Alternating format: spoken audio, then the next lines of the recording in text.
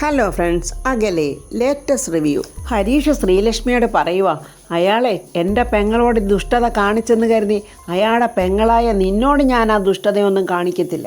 അതൊന്നും ഓർത്ത് നീ വിഷമിക്കണ്ട കേട്ടോ. അത്രയ്ക്ക് തരം താഴ്ന്നവനൊന്നും അല്ല ഞാൻ. രമ്യയുടെ കല്യാണം കഴിഞ്ഞാൽ വാടക വീട് ഒഴിയാന്നാണ് ഞാൻ കരുതിയിരുന്നത്. അങ്ങനെ സ്വന്തം വീട്ടിൽ വന്ന് താമസിക്കാമല്ലോ. ഇനി എന്തായാലും അത് നടക്കാൻ പോകുന്നില്ല. നീ വേഗം റെഡിയാകും ശ്രീ, നമുക്ക് ഉടനെ തന്നെ ഇവിടുന്ന് പോകാം. അപ്പോഴങ്ങോട്ട് പ്രിയ വന്നിട്ട് ചോദിക്കുന്നു, അല്ല നിങ്ങളിത് എവിടെയായിരുന്നു? ഇതിപ്പോൾ ഒരു മെൻ്റൽ ഹോസ്പിറ്റലല്ലേ ചേച്ചി, ഭ്രാന്താലയം. ഇവിടെ എങ്ങനെ മനസമാധാനത്തോടെ നിൽക്കാൻ പറ്റും? അതുകൊണ്ട് ഞങ്ങളൊന്ന് പുറത്തു പോയിട്ട് വന്നതാ. നിങ്ങൾ എവിടെ പോകാനാണ് ഇപ്പോൾ റെഡിയാകുന്നത്? ഞങ്ങൾ ഞങ്ങളുടെ വീട്ടിലോട്ട് തിരിച്ചു പോകുക ചേച്ചി. ഇനി ഏതായാലും അമ്മ ആ വീട്ടിലോട്ട് കയറ്റി താമസിപ്പിക്കത്തില്ല. ഞങ്ങൾക്ക് താമസിക്കാൻ താല്പര്യവും ഇല്ല എന്നിങ്ങനെ ഹരീഷ് പ്രിയയോട് പറഞ്ഞിട്ട്, ശ്രീ വാ നമുക്ക് ഇറങ്ങാമെന്നും പറഞ്ഞ് അവർ രണ്ടുപേരും അങ്ങനെ പെട്ടിയൊക്കെ എടുത്തിട്ട് പുറത്തോട്ട് വരുവാണ്. അപ്പോഴങ്ങോട്ട് രാധമ്മയും വേണുവേട്ടനും കൂടെ വരുന്നുണ്ട്. രാധമ്മ ചോദിക്കുന്നു, അല്ല നിങ്ങളിതെവിടെ പോവുക? ഞങ്ങൾ തിരിച്ച് വീട്ടിലോട്ട് പോവുക രാധമ്മേ. ആഹാ, അങ്ങനെ പോകാൻ വരട്ടെ. പിന്നെ എന്ത് ചെയ്യാനാ രാധമ്മേ, ഇവിടെ നിൽക്കാനോ? അത് ശരിയാവില്ല. ശ്രീലക്ഷ്മി പറയുക, ഇവിടെ ഇപ്പോൾ വലിയ വലിയ ആൾക്കാരല്ലേ താമസിക്കുന്നത്. രാജകുമാരിയും രാജാക്കന്മാരും മന്ത്രിയും അങ്ങനെയൊക്കെയുള്ള ആൾക്കാരല്ലയോ. അപ്പോൾ അത് കേട്ടിട്ട് നമ്മുടെ വേണുവേട്ടൻ പറയുക, അതിനെന്താ, വല്ല ശുപാർശ കത്ത് വല്ലതും വേണമെങ്കിൽ പറഞ്ഞാൽ മതി, ഈ അച്ഛൻ മേടിച്ചു തരാം. കൊച്ചമ്മണിയും ജയനും കൂടെ ആ ജനലടിക്കുള്ളിൽ കൂടെ കാണുന്നുണ്ട് ഇതൊക്കെ. കൊച്ചമ്മണി പറഞ്ഞു, എടാ നിൻ്റെ അനിയത്തിക്കുട്ടി ആള് പെസകാണല്ലോടാ. ഇവക്കല്ലെങ്കിലും 2 എല്ല് കൂടുതലാ. ഇടയ്ക്ക് മാരണങ്ങളെ ഇവിടെ കണ്ടില്ലല്ലോ. അല്ലെങ്കിൽ തന്നെ ഇപ്പോൾ ഇവിടെ ആളുകളെ കൊണ്ട് കൂട്ടിയിടിച്ചിട്ട് നടക്കാൻ വയ്യാതായി. രാധമ്മ ദേഷ്യത്തോടെ പറയുക, എൻ്റെ കുഞ്ഞിനെ ഈ ഒരു ഗതി വരാതിരിക്കാൻ വേണ്ടിയാ ഞാൻ ഇങ്ങനൊരു മാർഗം കണ്ടെത്തിയത്. ആ നശിച്ചവൻ എല്ലാം തകർത്ത് കളഞ്ഞല്ലോ. രാധമ്മയുടെ സ്വഭാവത്തിലെ മാറ്റവും നോക്കിക്കേ. രാജു എന്ന് വെച്ചാൽ രാധമ്മയ്ക്ക് പ്രാണനായിരുന്നു. രാജു ഇപ്പം മകനുമല്ലെന്നാണ് പറയുന്നത്. വേണുവേട്ടൻ പറയുന്നു, മറ്റൊരുത്തൻ്റെ സ്വപ്നം തകർത്തുകൊണ്ട് മകൾക്കൊരു ജീവിതം ഉണ്ടാക്കി കൊടുക്കുന്നു. എന്ത് ചെയ്യാനാ രാധമ്മേ, അതിന് ദൈവം അനുവദിച്ചില്ലല്ലോ. അത് കേട്ടിട്ട് ഹരീഷ് പറയാ, എനിക്കൊരു ജീവിതം ഉണ്ടാക്കി തരണമെന്നൊന്നും ഞാൻ രാധമ്മയോട് അപേക്ഷിച്ചിട്ടില്ല. ഹരീഷേ മോനെ, ഞാൻ അങ്ങനല്ലല്ലോ പറഞ്ഞത്. നിന്റെ ഭാര്യയും അവിടെ അമ്മയും ചേർന്ന് പറഞ്ഞതിനുള്ള മറുപടിയാണ് ഞാനിപ്പോൾ പറഞ്ഞത്. നിങ്ങൾക്ക് നിങ്ങളുടെ മകനോട് മാത്രമേ സ്നേഹമുള്ളൂ. ഈ പെൺമക്കളോട് നിങ്ങൾക്ക് സ്നേഹമില്ലേ? അതിന് മറുപടി പറയേണ്ട രാധമ്മേ ഞാനല്ല, ഇവർ തന്നെ. പിന്നെ ഒരു കാര്യം കൂടെ, അവസരം അനുകൂലമല്ലെങ്കിലേ തന്തമാരെയും കൂടെ മക്കൾ തള്ളിപ്പറയും. ഞാനത് പ്രതീക്ഷിക്കുന്ന ഒരു അച്ഛനായതുകൊണ്ട് എനിക്കതിൽ യാതൊരു സങ്കടവും ഇല്ല. എനിക്ക് ശ്രീലക്ഷ്മിയുടെ കാര്യത്തിൽ യാതൊരു ഉത്കണ്ഠയും ഇല്ല. ഹരീഷേ നല്ല ആരോഗ്യമുള്ള ഒരു ചെറുപ്പക്കാരന്, അവൻ നന്നായിട്ട് ജീവിച്ചോളും. ഹരീഷ് അത് കേട്ടിട്ട് പറയാം, അതെ എന്നെ ആർക്കും തോൽപ്പിക്കാൻ കഴിയില്ല. എൻ്റെ എല്ലാ സർട്ടിഫിക്കറ്റുകളും ഞാൻ യൂണിവേഴ്സിറ്റിയിൽ നിന്ന് മേടിക്കും. നല്ലൊരു ജോലിയും ഞാൻ മേടിക്കും. അപ്പോഴങ്ങോട്ട് രാജുവും ഋതികയും വരുന്നുണ്ട്. ഹരീഷ് രാജുവിനെ നോക്കിയിട്ട് പറയുന്നു, എനിക്ക് വേണ്ടി ആരും അവരുടെ ജീവിതം ത്യജിക്കുകയും വേണ്ട. ഋതിക പറയുക, ശ്രീലക്ഷ്മി ഇങ്ങനെയൊക്കെ വരുമെന്ന് അറിഞ്ഞുകൊണ്ടല്ല ഞാൻ രാജുവിനെ വിവാഹം കഴിച്ചത്. എന്നോട് ക്ഷമിക്കണം ശ്രീലക്ഷ്മി, നീ ഇവിടുന്ന് പിണങ്ങി പോകരുത്. മാറി നിൽക്കടി. നീ ഇവിടെ ഉള്ളിടത്തോളം കാലം ഞാൻ ഇനി ഇങ്ങോട്ട് കാലുകുത്തത്തില്ലടി. നന്ദി കെട്ട ശ്രീലക്ഷ്മി, ഇവളിങ്ങനെ തന്നെ പറയണം. എത്രത്തോളം നാടകം അഭിനയിപ്പിച്ചിട്ടാണ് ഇവളുടെ കല്യാണം ഋതിക ഹരീഷുമായിട്ട് നടത്തിക്കൊടുത്തത്. അതെല്ലാം ഇവളങ്ങ് മറന്നുപോയി. ഹരീഷിന് നാവ് പൊങ്ങിത്തുടങ്ങി. വെല്ലുവിളിയായിട്ട് വേണമെങ്കിൽ കരുതിക്കോ, എൻ്റെ അനിയത്തിയുടെ കണ്ണുനീരിന് ഞാൻ പകരം ചോദിച്ചിരിക്കും. അത് കേട്ടിട്ട് നമ്മുടെ രാജു മിണ്ടാതിരിക്കുവോ? രാജു പറയുക, നിന്റെ പെങ്ങടെ കണ്ണുനീരിന് പകരം ചോദിക്കാനായിട്ട് എൻ്റെ പെങ്ങടെ കണ്ണുനീര് നീ വീഴ്ത്തിയാൽ നിന്നെ വെച്ചേക്കില്ല ഞാൻ. രാജു അങ്ങനെ പറഞ്ഞത് കേട്ടത് ഹരീഷിന് തീരെ സൂചിച്ചില്ല. അവൻ വാടി ഇങ്ങോട്ട് എന്നും പറഞ്ഞ് ശ്രീലക്ഷ്മിയെ വിളിച്ചോണ്ട് പോവുകയാണ്. അയ്യോ മോളെ ശ്രീ എന്നും പറഞ്ഞ് രാധമ്മ കരഞ്ഞോണ്ട് ഋതികയെ ഇങ്ങനെ ദേഷിച്ച് തീപാറുന്ന കണ്ണുകളോടെ ഇങ്ങനെ നോക്കുവാണ്. പാവൻ ഋതിക സങ്കടത്തോടെ നിറകണ്ണുകളോടെ രാധമ്മയെ നോക്കുവാണ്. ഇത്രയും നാളും വീടിന് വേണ്ടി കഷ്ടപ്പെട്ട് അമ്മയ്ക്ക് വേണ്ടി അച്ഛന് വേണ്ടി മാത്രം ജീവിച്ച രാജുവിന് അമ്മയിൽ നിന്നും പെങ്ങന്മാരിൽ നിന്നും കിട്ടിയ അവഗണന കണ്ട് രാജുവിന് സഹിക്കുന്നില്ല. അംബിക ഇങ്ങനെ സോഫയിൽ കാലുമേ കാലൊക്കെ വെച്ച് എന്തോർത്തിട്ടാണെന്നറിയത്തില്ല, ഭയങ്കര സന്തോഷം. ആ സന്തോഷത്തിലിങ്ങനെ മതിമറന്നങ്ങോട്ട് ഇരിക്കുമ്പോൾ ദീപക്ക് വന്നിട്ട് നോക്കി ചിരിച്ചിട്ട് പറയുന്നത്, അമ്മയുടെ ഈ ഇരിപ്പ് കണ്ടിട്ട് ഒരു ചീഫ് മിനിസ്റ്ററോ ഒരു പ്രൈം മിനിസ്റ്ററോ ഇരിക്കുന്ന പോലുണ്ടല്ലോ. എൻ്റെ അമ്മ ഇങ്ങനെ ഇരിക്കുന്ന കാണാനാണ് എനിക്കിഷ്ടം. എടാ മോനെ, സൂര്യമംഗലം കൊട്ടാരത്തിലെ സരസ്വതി വർമ്മയോടെ ഉള്ളപ്പോഴേ എനിക്ക് ഇങ്ങനെ അങ്ങനെ ഇരിക്കാൻ പറ്റുമോടാ? അവരുടെ നാവിൽ നിന്ന് എന്താ ഏതാന്ന് എപ്പോഴാ വരുന്നതെന്ന് പറയാൻ പറ്റില്ല. അവരെന്താ സൂര്യമംഗലം കൊട്ടാരത്തിലോട്ടോ കൽക്കട്ടയിലോട്ടോ തിരിച്ചു പോകാത്തത്? പോകുന്ന മട്ടൊന്നും കാണുന്നില്ലടാ മോനെ. നാശം പിടിക്കാനായിട്ട് ആ തള്ള ഇവിടെ നിന്ന് പോയാൽ മതിയായിരുന്നു. അപ്പോഴങ്ങോട്ട് യാമിനിയും ശേഖരം വരുന്നുണ്ട്. പെട്ടെന്ന് അംബിക മോൻ്റെ ചെവി പറയാ, ദാണ്ട വരുന്നടാ കുട്ടിപ്പാടി സേവകർ. കുട്ടിപ്പാടി സേവകരോ? ഈ അമ്പലങ്ങളിൽ സോപാനത്തിന് ഇടയ്ക്ക് അടിച്ചിങ്ങനെ പാടത്തില്ലേ, അവരെയാ കുട്ടിപ്പാടി സേവകരെന്ന് പറയുന്നത്. അവർ ദേവനെ പുകഴ്ത്തുന്ന പോലെ ഇവർ രണ്ടുപേരും കൂടെ പ്രതാപനെ സരസ്വതി അമ്മയും പുകഴ്ത്തി പാടി ജീവിക്കുന്നവരാ. ശേഖരൻ ചോദിക്കുന്നത്, ചേച്ചി ചേട്ടൻ ഓഫീസിൽ പോയത് കണ്ടായിരുന്നോ? ഞാൻ പോയത് കണ്ടില്ല, കുറേ നേരം കൊണ്ട് ഞാൻ ഇവിടെ ഇരിക്കുമായിരുന്നു. എന്താ ശേഖര? ഒരു കാര്യം ഡിസ്കസ് ചെയ്യാനുണ്ടായിരുന്നു, അതിന് ചേട്ടൻ കൂടെ വേണം. യാമിനി പറയുന്നു, ഋതികയും രാജുവിനെ ഇങ്ങോട്ട് വിളിക്കുന്ന കാര്യത്തിന് വേണ്ടി ചേച്ചി. അംബിക അത് കേട്ടപ്പോൾ അവരെ എന്തിനാ വിളിക്കുന്നത്? അവർക്കവിടെ പരമാനന്ദ സുഖമല്ലയോ? അപ്പോൾ പ്രതാപൻ അങ്ങോട്ട് വരുന്നുണ്ട്. എന്താ ശേഖര, വല്ലതും പറയാനുണ്ടോ? ഒരു കാര്യം ആലോചിക്കാനുണ്ടായിരുന്നു ചേട്ടാ. യാമിനി പറയാ, അത് പിന്നെ പ്രതാപേട്ട, കല്യാണം കഴിഞ്ഞു പോയ പെണ്ണിനെയും ചെറുക്കനെയും പെണ്ണിൻ്റെ വീട്ടോട്ട് ക്ഷണിക്കുന്ന ഒരു ചടങ്ങുണ്ട്. അതിനെന്താ, ആലോചിച്ച് ചെയ്യാലോ. അമ്മയോട് ചോദിച്ചില്ലേ നിങ്ങൾ? ഇല്ല, അമ്മയോട് ചോദിച്ചില്ല, ചേട്ടനോട് ചോദിച്ചിട്ടാകാലോ എന്ന് കരുതി. പ്രതാപൻ അംബികയോട് ചോദിക്കുന്നു, ചേച്ചിയുടെ അഭിപ്രായം എന്താ? എൻ്റെ അഭിപ്രായം തുറന്നു പറഞ്ഞാൽ ഇവിടെ പലരുടെയും മുഖം ചുളിയരുത്. ചേച്ചിയുടെ അഭിപ്രായം പറ, അതിനെ ആരും ഇവിടെ തടുക്കത്തില്ല. എൻ്റെ പ്രതാപ, ഈ എല്ലാ ആചാരങ്ങളും നടക്കണമെങ്കിലേ അത് അതിൻ്റെതായ ആചാരപ്രകാരം നടക്കുമ്പോഴല്ലയോ? ഇവിടെ ഋതികയുടെ കല്യാണം നടന്നത് ആചാരപ്രകാരം വല്ലതുമാണോ? കൃത്യസമയമായപ്പോൾ ചെറുക്കൻ ഓടി കല്യാണ മണ്ഡപത്തിലെത്തി. അവൻ താലി കെട്ടി പെണ്ണിനെയും കൊണ്ട് അവൻ്റെ വീട്ടിലോട്ടങ്ങ് പോയി. അവൻ്റെ വീട്ടിൽ നിന്ന് ആരെങ്കിലും ഉണ്ടായിരുന്നോ ഈ കല്യാണത്തിന്?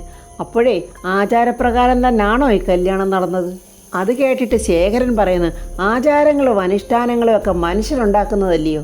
അതുതന്നെയാ ശേഖര ഞാനും പറഞ്ഞത്, മനുഷ്യരുണ്ടാക്കുന്നത് തന്നെയാ. അതുകൊണ്ട് ചടങ്ങെന്ന നിലയിൽ അവരെ ഇങ്ങോട്ട് ക്ഷണിക്കണ്ടെന്നേ ഞാൻ പറയത്തുള്ളൂ. എന്നാൽ അത് മതി ശേഖര, അവർക്ക് സമയവും സൗകര്യവും ഉള്ളപ്പോൾ അവരിങ്ങോട്ട് വരട്ടെ.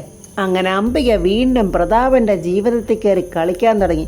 അംബിക അവിടെ മകനോട് പറയുന്നു, ഋതിക അവൾ അവിടെ കിടന്ന് കുറേ ദിവസം നരകിക്കട്ടടാ. അങ്ങനെ നരകിച്ച് മതിയാകുമ്പോഴേ എല്ലാം നിർത്തി അവളിങ്ങ് പോന്നോളും. രാധമ്മ ഡൈനിങ് ടേബിളിൻ്റെ അടുത്ത് ഇങ്ങനെ ഇരിക്കുവാണ്. അപ്പോൾ ഋതികയും രാജുവും കൂടെ ഭക്ഷണം കഴിക്കാനായിട്ട് അങ്ങോട്ട് വരുന്നുണ്ട്. അവരെ കണ്ടതും പെട്ടെന്ന് രാധമ്മ ചാടി അങ്ങ് എഴുന്നേറ്റ്. കൊച്ചമ്മണി അത് കണ്ടുകൊണ്ട് രാജുവിനെയും ഋതികയും പിടിച്ച് അവിടെ ഇരുത്തുവാണ്. നിങ്ങൾ ഇങ്ങോട്ട് ഇരിക്കും മക്കളെ എന്നും പറഞ്ഞ് അവർക്ക് കഴിക്കാനുള്ള ഫുഡൊക്കെ എടുത്ത് അവിടെ വെക്കുന്നുണ്ട്. ഋതികയ്ക്ക് ഒന്നും കഴിക്കാൻ തോന്നുന്നില്ല. ഋതിക ഇങ്ങനെ സങ്കടത്തോടെ നോക്കിയിരിക്കുവാണ്. രാജു ഋതികയ്ക്ക് ഫുഡൊക്കെ വിളമ്പുന്നുണ്ട്. എന്നിട്ട് ഋതിയെ കഴിക്കാത്തപ്പോൾ കൊച്ചമ്മണി നിർബന്ധിക്കുന്നു, എന്താ മോള് നോക്കിയിരിക്കുന്നത്, കഴിക്ക്. ആ സമയത്ത് നമ്മുടെ വേണുവേട്ടൻ അങ്ങോട്ട് വരുന്നുണ്ട്. ആഹാ, എല്ലാവരും കഴിക്കാനിരുന്നോ? അയ്യോ അച്ഛൻ ഇരിക്കും, ഞാൻ വിളമ്പിത്തരാമല്ലോ എന്ന് കൊച്ചമ്മണി പറയുന്നു, അയ്യോ വേണ്ടായേ, ദൈവം സഹായിച്ച് ഇതൊക്കെ എടുത്ത് കഴിക്കാനുള്ള കൈ എനിക്കുണ്ടല്ലോ. രാജുവും ഋതികയും കഴിക്കാത്തതുകൊണ്ട് വീണ്ടും കൊച്ചമ്മണി നിർബന്ധിക്കുക, നിങ്ങൾ എന്താ കഴിക്കാത്ത, കഴിക്കും മക്കളെ. അപ്പോഴത് കേട്ടിട്ട് അവർ കഴിക്കാനായിട്ട് ഇങ്ങനെ തുടങ്ങുമ്പോൾ അത് കണ്ടുകൊണ്ട് രാധമ്മ പറയുക, എൻ്റെ ശ്രീമോള് മനസ്സ് നൊന്താ ഇവിടെ നിന്ന് ഇറങ്ങിപ്പോയത്. കൊച്ചു വല്ല കടുങ്കൈ ചെയ്യുമോന്നാണ് എൻ്റെ പേടി. അത് കേട്ടിട്ട് കൊച്ചമ്മണിക്ക് സഹിക്കുന്നില്ല. കടുങ്കൈ ചെയ്യാൻ എന്താ അവൾ ഇള്ളാപ്പിള്ളയാണോ? കണ്ട കർണക്കുറ്റിക്ക് നോക്കി രണ്ട് കൊടുക്കാൻ തോന്നുന്ന സന്തതി. രാജു കൊച്ചമ്മണിയോട് ചോദിക്കുന്നു, അളിയൻ്റെ അമ്മേ, അളിയനും ചേച്ചിയും കഴിച്ചോ? അവരാക്രാന്തക്കാരല്ലയോ മോനെ, അവർ രാവിലെ എല്ലാം വെട്ടി വിഴുങ്ങിക്കഴിഞ്ഞു.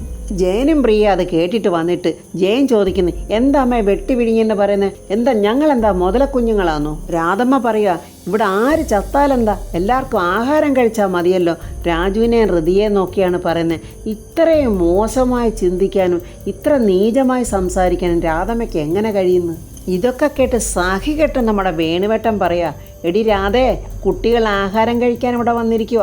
നിനക്ക് വല്ല പിച്ചുമ്പേയും പറയണമെങ്കിൽ നീ അപ്പുറത്തെങ്ങാനും പോയിരുന്ന് പറ. ഞാൻ എൻ്റെ മനോവിഷമം പറയുന്നതാ, അത് കേൾക്കാൻ വയ്യെങ്കിലേ നിങ്ങൾ ഇറങ്ങിപ്പോയിക്കോ. രാധമ്മയുടെ അഹങ്കാരത്തോടുള്ള വർത്തമാനമാണ്. ഞാൻ എവിടെ പോകാനാടി? ഇത് ഞാൻ വാടകയ്ക്കെടുത്ത വീടാ, അപ്പോൾ എനിക്കിവിടെ താമസിച്ചുകൂടെ? ഓ, വാടക വീട്. ആ രമ്യയുടെ ഔദാര്യം കൊണ്ടാണ് ഇവിടെ ഇപ്പോൾ താമസിക്കാൻ പറ്റുന്നത്. അതിനെയും കരയിപ്പിച്ച് എല്ലാവരും കൊണ്ട് ഓടിച്ചു വിട്ട് വേണുവേട്ടൻ ചോദിക്കുക, എന്തുവാ നീ പറഞ്ഞത്? രമ്യയുടെ ഔദാര്യം കൊണ്ടോ? നീ എന്താ പറഞ്ഞ? എനിക്ക് മനസ്സിലായില്ല. മാസാമാസം എണ്ണിക്കൊടുക്കുന്നത് എന്താ പൈസ ഇല്ലയോ? അതെ, സഹിക്കാൻ പറ്റാത്ത മര്യാദകളല്ലേ രമ്യയോടും ആ വീട്ടുകാരോടും നമ്മൾ ചെയ്തത്. ഈ ഒരൊറ്റ കാര്യത്തിൻ്റെ പേരിൽ എൻ്റെ മോളുടെ ഭാവി എന്താവോ അതോർത്തിട്ടാണ് എൻ്റെ പേടി. രാധമ്മയുടെ ഈ വാക്ക് കേട്ട് വേണുവേട്ടൻ്റെ കൺട്രോൾ തന്നെ പോയി. വേണുവേട്ടൻ ഇരുന്ന് ആ ചെയറെടുത്ത് വലിച്ചൊരൊറ്റ ഏറെറിഞ്ഞിട്ട് പറയുന്നു, മിണ്ടിപ്പോകരുത്, ഇതിപ്പോൾ പല ആവർത്തി നീ പറഞ്ഞു കഴിഞ്ഞു. ഇതിവിടെ കൊണ്ട് നീ നിർത്തിക്കോണം. ഈ കുടുംബത്തിൻ്റെ സമാധാനം കളയാൻ വേണ്ടിയാ നീ കച്ച കെട്ടി ഇറങ്ങിയിരിക്കുന്നത്. എനിക്കും ഞാൻ പ്രസവിച്ച എൻ്റെ ഇളയ കുഞ്ഞിന് സമാധാനമില്ല. അതാ ഞാൻ പറഞ്ഞു വന്നത്. ഇതെല്ലാം കേട്ട് ഋതിക അവിടെ നിന്ന് വിങ്ങി വിങ്ങി പൊട്ടിക്കരയുവാണ്. പ്രിയ പറയുക, അമ്മ ഓരോന്ന് ചോദിക്കുമ്പോൾ അച്ഛനെന്തിനാ ഇങ്ങനെ ചൂടാകുന്നു? മിണ്ടിപ്പോകരുതില്ല, നീ എന്നെ ചോദ്യം ചെയ്യാറായോ? വേണുവേട്ടൻ ജയനോട് പറയുന്നു, എടാ മര്യാദയ്ക്ക് നിൻ്റെ പെണ്ണുമ്പിള്ളയെ വിളിച്ചോണ്ട് അകത്തോണ്ട് പൊയ്ക്കോണം, അല്ലെങ്കിൽ നിൻ്റെ മുന്നിലിട്ട് എനിക്ക് ഇവളെ തല്ലേണ്ടി വരും. അടങ്ങി നിൽക്കടി അവിടെ എന്ന് ജയൻ പ്രിയയെ വഴക്ക് പറയുന്നുണ്ട്.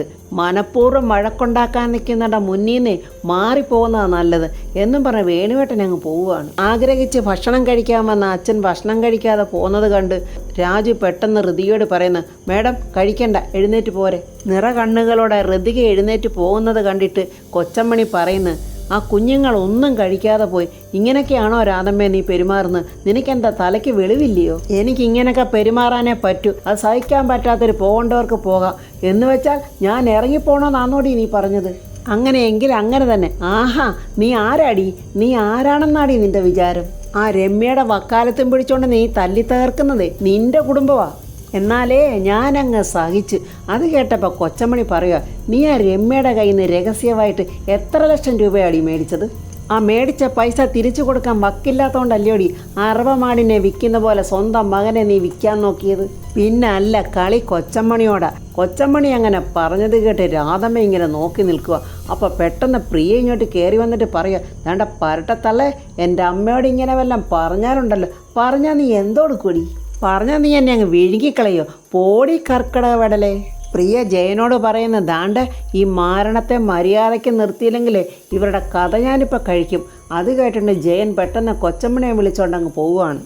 അമ്മ ഇവിടെ കിടന്നിങ്ങനെ ബഹളം വെച്ചാലേ നമ്മുടെ പദ്ധതി എല്ലാം പൊളിയും. രായ്ക്ക് രാമായണം നമ്മളിവിടുന്ന് പോകേണ്ടി വരും. കൊട്ടാരം പോയിട്ടൊരു തീപ്പട്ടിക്കൂട് പോലും കിട്ടത്തില്ല. ഋതികയുടെ കയ്യിൽ നിന്ന് മാക്സിമം ഊറ്റുന്നത് വരെ എൻ്റെ പൊന്നമ്മേ, അമ്മ വഴക്കൊന്നും ഇവിടെ ഉണ്ടാക്കല്ലേ. രമ്യയ്ക്ക് ഭ്രാന്തളകി അവൾ ആ കണ്ണാടിയിലും ഭിത്തിക്കുമൊക്കെ ഇടിച്ചോണ്ട് നിൽക്കുവാണ്. ആ സമയത്താണ് ടി വിയിലെ ന്യൂസ് കേൾക്കുന്നത്. വിദ്യാഭ്യാസ വകുപ്പ് മന്ത്രി പ്രതാപവർമ്മയുടെ മകൾ ഋതിക വർമ്മ വിവാഹിതയായി. വരൻ പേഴ്സണൽ സെക്രട്ടറിയായ രാജു വേണുഗോപാലാണ്. അങ്ങനെ ടി വിയിൽ അവരുടെ വിവാഹത്തിൻ്റെ ആ വീഡിയോ ഇങ്ങനെ ഓടുവാണ്. വളരെ ലളിതമായ രീതിയിലായിരുന്നു വിവാഹം നടന്നത്. വരൻ്റെയും വധുവിൻ്റെയും ആൾക്കാർ മാത്രം വിവാഹത്തിൽ പങ്കെടുത്തിരുന്നുള്ളൂ. സമൂഹത്തിൽ മാതൃകയാകുന്ന ഇത്രയും ലളിതമായ വിവാഹം എന്ന് പറഞ്ഞ് നോക്കുമ്പോൾ രാജു ഋതികയുടെ കഴുത്തിൽ താലി കെട്ടുന്ന സീനാണ് രമ്യ കാണുന്നത്. അവൾ ആ ടി വി പൊക്കിയെടുത്തൊരൊറ്റേറ്. ടി വി താഴെ വീണുടയുന്ന ശബ്ദം കേട്ട് രുക്മിണി അങ്ങോട്ട് ഓടി വരിക. എൻ്റെ മോളെ നീ എന്തായി കാണിക്കുന്നത് എന്നും പറഞ്ഞ് രമ്യയെ പിടിക്കാൻ നോക്കുമ്പോൾ വിടന്നെ എന്നും പറഞ്ഞ് രമ്യ അവിടെ കാണുന്ന സാധനങ്ങളൊക്കെ വാരി വലിച്ചെറിയുവാണ്. എല്ലാത്തിനെയും കൊല്ലും ഞാൻ എന്നും പറഞ്ഞ് രുക്മിണിയെയും പിടിച്ച് തള്ളുന്നുണ്ട് രമ്യ. കൊച്ചമ്മണി ഇങ്ങനെ ഇരുന്ന് ഏതോ ദിവാസ്വപ്നം കണ്ടിരിക്കുവാൻ. ആ സമയത്ത് ജയൻ പറയുക, ദൈവമേ, എൻ്റെ തള്ളയുടെ അനക്കമില്ലല്ലോ, നീ വായു വിലങ്ങി ചത്തുപോയതാണോ? എന്തായാലും നോക്കിക്കളയാൻ പറഞ്ഞ് വന്നിട്ട് അമ്മയെന്ന് വിളിക്കുമ്പോൾ കൊച്ചമ്മണി പെട്ടെന്ന് ഞെട്ടി എഴുന്നേറ്റിട്ട് ചോദിക്കുക, എടാ നമുക്ക് എത്ര സേവകർ വേണം, എത്ര കുതിരകൾ വേണം? എൻ്റെ അമ്മയുടെ കിളി പോയോ? യോ, നല്ല ഒരു സ്വപ്നമായിരുന്നു. ഈ വൃത്തികെട്ടവൻ വന്ന് അതും നശിപ്പിച്ചു. കൊട്ടാരത്തിൽ കയറിയെന്ന് കൊച്ചമ്മണി തമ്പുരാട്ടി വിലസീരുന്നങ്ങ് ഉറങ്ങുമായിരുന്നില്ലേ? അയ്യോ, ഈ അടിയൻ അറിഞ്ഞില്ലായിരുന്നേ. എടാ, ഇത് മലർപ്പൊടിക്കാരൻ്റെ സ്വപ്നമൊന്നും അല്ല, നടക്കാൻ പോകുന്ന സ്വപ്നമാണ്. ഈ സ്വപ്നം കാണൽ മാത്രം കൊണ്ട് നടന്നാൽ പോരല്ലോ, വല്ലതൊക്കെ സാധിച്ചെടുക്കണ്ടേ? വെറും ഒരു 10,000 കിട്ടിയതുകൊണ്ട് വല്ല കാര്യം ഉണ്ടോ അമ്മേ? എടാ മോനെ ജയ, പയ്യെ തിന്നാ പനയും തിന്നാന്നാ പ്രമാണം. പതുക്കെ വേണം നമുക്ക് കൊട്ടാരത്തിലെത്താൻ. പ്രിയ വരുന്നത് കണ്ടുകൊണ്ട് നമ്മുടെ കൊച്ചമ്മണി ജയനോട് പറഞ്ഞു, എടാ നിൻ്റെ ഭാര്യ വരുന്നുണ്ട്, അവൾ രമ്യയുടെ ആളാ, അവളോട് ഇതൊന്നും നീ ഇപ്പം പറഞ്ഞേക്കരുത്. എന്താ അമ്മയും മോനും കൂടെ ഒരു ഗൂഢാലോചന? അയ്യോ, അതൊന്നുമല്ല എൻ്റെ മോളെ, ഞാൻ ഇവന് വേറെ ഒരു കല്യാണം ആലോചിച്ചതായിരുന്നു. ഇവൻ്റെ അമ്മാവൻ്റെ ഒരു മോളുണ്ടല്ലോ, പുര നിറഞ്ഞ് അവൾ ഓടും തകർത്ത് മുകളിൽ കയറി ഇങ്ങനെ നിൽക്കുന്നുണ്ട്. അവളെ ഇവനങ്ങ് കെട്ടിച്ചു കൊടുക്കാമെന്ന് വിചാരിച്ച്. എൻ്റെ തള്ളെ, ഇന്നത്തെ യുദ്ധത്തിനുള്ള ശംഖ് വിളിപ്പിച്ചല്ലോ നിങ്ങൾ. അപ്പോഴങ്ങോട്ട് രാജുവും ഋതികയും വരുന്നുണ്ട്. രാജു അവിടെ നിന്നുണ്ട് അമ്മേ അച്ഛ എന്ന് വിളിക്കുന്നുണ്ട്. രാധമ്മയും വേണുവേട്ടനും അങ്ങോട്ട് വരികയും ചെയ്യുന്നുണ്ട്. എന്താ മോനെ? വേണുവേട്ടൻ ചോദിക്കുമ്പോൾ രാജു പറയുക, അച്ഛാ ഞാൻ ജോലിക്കായിട്ട് വർമ്മ സാറിൻ്റെ വീട്ടോട്ട് പോവുകയാണ്. അത് കേട്ടിട്ട് കൊച്ചമ്മണി, എന്തോ പറഞ്ഞേ? ജോലിക്കായിട്ട് വർമ്മ സാറിൻ്റെ വീട്ടിൽ പോകുന്നോ? അയ്യോ, അങ്ങനൊന്നും പോവരുത്, മരുമോനായിട്ട് വേണം അങ്ങോട്ട് പോകേണ്ടത്. അത് കേട്ടിട്ട് നമ്മുടെ വേണുവേട്ടൻ പറയാ, അതേ, അവൻ പോകുന്നത് മരപ്പണിക്കല്ല, അവൻ മിനിസ്റ്റർ പ്രതാപവർമ്മയുടെ PA ആണ്. അപ്പോഴേ അവൻ ഗവൺമെൻറ് സ്റ്റാഫാ. രാജു അത് കേട്ടിട്ട് പറയുക, PA ആകുന്നതിന് മുമ്പും ഞാൻ വർമ്മസാറിൻ്റെ വിശ്വസ്തനായ സേവകൻ തന്നെ. പ്രിയ പറയുന്നു, ഇവൻ എപ്പോഴും ആ മിനിസ്റ്ററുടെ തിരുമോന്ത കണ്ടുകൊണ്ടിരിക്കണം. അത് കേട്ടുകൊണ്ട് രാധമ്മ പറയാം, അല്ല ഭാര്യയും കൂടെ എഴുന്നള്ളിപ്പിക്കുന്നില്ലയോ? അപ്പോൾ ഫ്രണ്ട്സ്, രാധമ്മയുടെയും പ്രിയയുടെയും അഹങ്കാരത്തിന് ഒരു കുറവും വന്നിട്ടില്ല. രാജു ഋതികയെ അവിടെ നിർത്തിയിട്ട് വർമ്മസാറിൻ്റെ വീട്ടിലോട്ട് പോകുമ്പോൾ ഇവരെല്ലാം കൂടി എന്തെല്ലാം കുത്തുവാക്കുകളായിരിക്കും ഋതികയോട് പറയുന്നത്. പക്ഷേ കൊച്ചമണിയും വേണുവേട്ടനോടുള്ളിടത്തോളം കാലം അവരുടെ ഒന്നും പണി ഋതികയുടെ അടുത്ത് നടക്കത്തില്ല. രാജു ഇനി ഋതികയെ അവിടെ നിർത്താതെ കൂടെ കൂട്ടിക്കൊണ്ട് പോകുമോ എന്നൊക്കെയുള്ള റിവ്യൂമായി നമുക്ക് നാളെ കാണാം. എൻ്റെ ഈ റിവ്യൂ ഇഷ്ടപ്പെട്ട ലൈക്കും കമൻസും, സബ്സ്ക്രൈബ് ചെയ്യാത്തവർ സബ്സ്ക്രൈബ് ചെയ്യണേ.